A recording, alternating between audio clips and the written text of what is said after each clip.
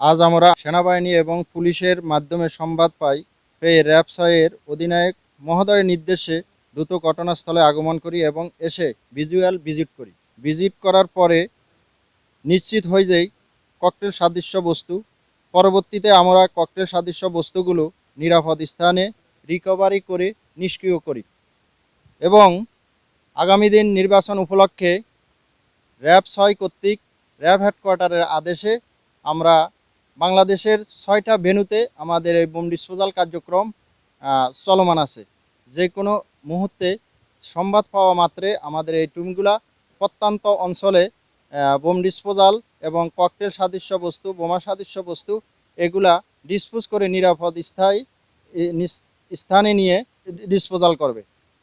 এর পরিপ্রেক্ষিতে আমরা র্যাব ৬ সর্বক্ষণিক আমাদের দায়িত্বপূর্ণ এলাকাতে বোম ডিসপোজাল কাজে নিয়োজিত আছি। আজকে যে এই বোমা সাদৃশ্য বস্তুগুলো এগুলা খুবই শক্তিশালী। এগুলা কোনো জনবহুল এলাকাতে যদি বিস্ফোরণ হয় তাহলে অনেক হতাহত হওয়ার সম্ভাবনা সবচেয়ে বেশি।